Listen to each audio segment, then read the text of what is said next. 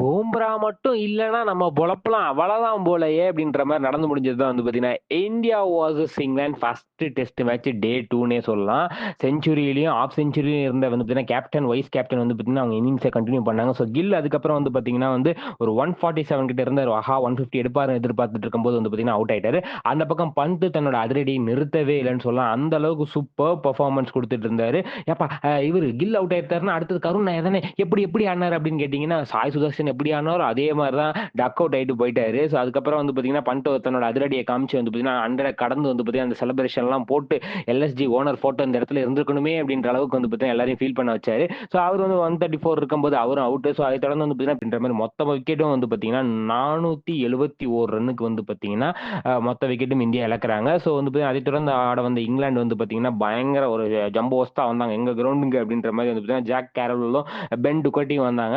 Jack carol வேலை பூம்ரா வந்து பாத்தீங்கன்னா 4 ரன்னுக்கே முடிச்சு விட்டாரு. ஸோ அதுக்கப்புறம் வந்து பாத்தீங்கன்னா பென் டுகட்டியும் பாப்பும் வந்து பாத்தீங்கன்னா ஒரு நல்ல இன்னிங்ஸ் வந்து பாத்தீங்கன்னா ஒரு பில்ட் பண்ணாங்க. விக்கெட்டே லாஸ் அதுக்கப்புறம் வந்து ஆகாம செமையா பில்ட் பண்ணி கொண்டு போனாங்கன்னே சொல்லலாம். அந்த பக்கம் பென் டுகட்டிலாம் வந்து பாத்தீங்கன்னா செமையான ஒரு ஓடி இன்னிங்ஸ் மாதிரி ஆடினார்னே சொல்லலாம். 94 பாலுக்கு மனுஷன் 62 ரன் இருக்கும்போது பாத்தீங்கன்னா பூம்ரா தான் திருப்பி போல் எடுக்கிறாரு அவர் விக்கெட்டை. ஸோ அதுக்கப்புறம் அந்த ஜோ ரூட் எப்படி ரூட் எடுக்க போறான்னு இருக்கும்போது அவர் என்னங்க ரூட் எடுக்கிறது நாங்க ரூட் எடுத்து விடுறோம் பாக்குறீங்களா அப்படின்ற மாதிரி பூம்ரா திருப்பி வந்து பாத்தீங்கன்னா 22 ரன்னுக்கு வந்து பாத்தீங்கன்னா ரூட்டை காலி பண்றாரு. இப்ப ஹாரி ப்ரூக் வந்து பாத்தீங்கன்னா பாப் வந்து பாத்தீங்கன்னா ஒரு செஞ்சுரியை கடந்து வந்து பாத்தீங்கன்னா ஆடிட்டு இருக்காரு. ஹாரி ப்ரூக் இப்பதான் வந்து பாத்தீங்கன்னா ஒரு 13 பால் ஃபேஸ் பண்ணி ஆடிட்டு இருக்காரு.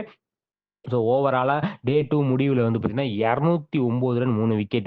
ஏன் இத சொன்னேன்னா, ஓப்பனிங்ல பூம்ரா இல்லன்னா அப்படின்னா, பூம்ரா மட்டும் தான் வந்து பார்த்தீங்கன்னா, அவர் போலிங்க மட்டும் தான் வந்து பதர்றாங்க ஆப்போனன்ட்லாம். ஏன்னா வந்து அதுவும் வேரியேஷனும் காட்டுறாரு. பயங்கர ஸ்விங் எல்லாத்தையும் காட்டுறாரு. அதே பிட்ச் தான் மத்த எல்லாரும் போடுறாங்க.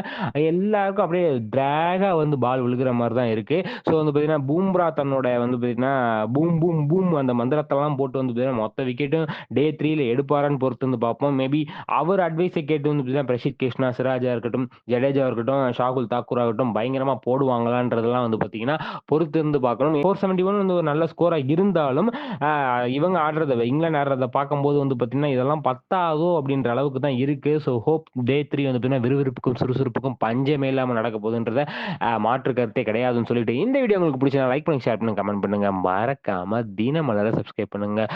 நன்றி, வணக்கம்.